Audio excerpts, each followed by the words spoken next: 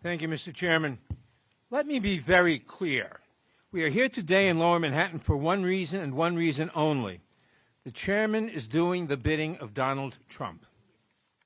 Committee Republicans designed this hearing to intimidate and deter the duly elected District Attorney of Manhattan from doing the work his constituents elected him to do. They have demanded access to the inner workings of an ongoing criminal case, information to which they know they are not entitled.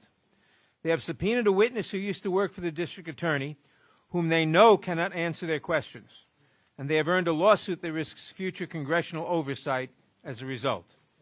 They have perpetuated the anti-Semitic and racist tropes that Mr. Trump has directed at both the prosecutor and the judge in this case. They are using their public offices and the resources of this committee to protect their political patron, Donald Trump. It is an outrageous abuse of power. It is, to use the chairman's favorite term, a weaponization of the House Judiciary Committee. I do not know if Mr. Trump will be found guilty. Gentlemen, suspend. The gallery should refrain from commenting and let the gentleman from New York finish his statement. Gentleman is recognized. I do not know if Mr. Trump will be found guilty by a jury of his peers here in New York, or for that matter in Georgia or in Washington, D.C. on charges that may follow, but I do know that he will have his day in court. Using this committee to undermine that process as it unfolds is cynical, unethical, and given the violence unleashed on the Capitol by the former president, just plain dangerous. Now, we all grieve for the victims of violent crime, here in Manhattan and everywhere. But it is shameful that the Republicans of this committee would use the pretext of violent crime as an excuse to play tourist in New York and bully the district attorney. And it is particularly disgraceful that they would use this pretext after doing nothing to stop the gun violence that terrorizes our nation. According to the Gun Violence Archive, there have been at least 146 mass shootings this year alone. That means there have been more mass shootings than days so far this year. 3 people were shot dead and 5 others injured at Michigan State University. 3 children and 3 teachers were shot and killed at a private school in Nashville, Tennessee. 5 people are dead and 8 others, including 2 police officers, are injured after a mass shooting at a bank in Louisville, Kentucky. These tragedies have taken place in nearly every corner of our nation, although I note in the study by Everytown that in states where elected officials have taken action to pass gun safety laws, dramatically fewer people die by gun violence.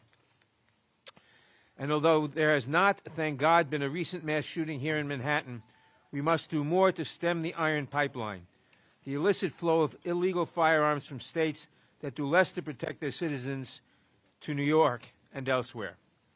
Unlike our Republican colleagues, Democrats have consistently advanced policies that make all of our communities, including New York, safer places to live, to work, to worship, and to go to school. Last Congress, over the objection of every Republican here today, we passed the first gun violence prevention package in decades. We can and must do more. We must pass universal background checks. We must implement red flag laws to keep guns away from those who are a danger to themselves and others. And we must reinstate the assault weapons ban. Each of these proposals are overwhelmingly popular with the American public, and each is opposed by House Republicans. We also advanced the Victim Act to provide funding to law enforcement to improve murder clearance rates. If my Republican colleagues were serious about violent crime and sincere in their efforts for law enforcement, they would have joined us in that effort. But 178 Republicans opposed that measure last Congress on the House floor. We supported legislation to improve policing through additional funding, better training, and accountability to strengthen public trust, because we know that public safety requires law enforcement agencies and their community partners working together. Again, every Republican on the committee stood opposed. Here in New York, one of the largest and most complex cities in the world, local leaders have pursued violence intervention, diversion programs, targeted law enforcement, and youth engagement programs that have pushed crime and incarceration to the lowest levels in decades. Over the past year, under the leadership of Mayor Adams and District Attorney Bragg, crime in Manhattan has dropped in nearly every major category. including murders down 14%, shootings down 17%, burglaries down 21%, and robberies down 8%, all in 1 year. And compare that to Mr. Jordan's Ohio, where the homicide rate is 73% higher than in Manhattan. And on the specific topic of gun violence, the district attorney is to be commended for securing indictments against gun traffickers, ghost gun manufacturers, and other violent criminals, leading to a full 20% reduction in shootings last year. The chairman says this hearing is about violent crime in Manhattan, but New York remains one of the safest big cities in America. I'm sure my colleagues have talking points and anecdotes to the contrary, but the evidence is firmly on our side. And the evidence shows, unfortunately, that the chairman could have held this hearing back in Washington or in Ohio or in any other jurisdiction where the numbers are trending in the wrong direction.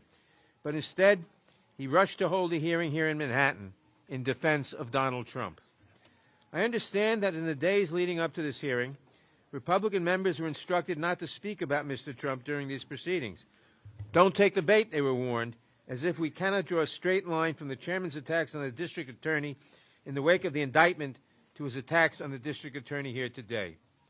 We know better. We all know better. The New Yorkers gathered outside of this building certainly know better. You can pretend that you aren't here on Donald Trump's behalf, but you cannot stop the New York criminal justice system from running its course, and you will not intimidate New Yorkers with your brief visit to this city. I thank the chairman, and I yield back. Thank the gentleman for his statement. And now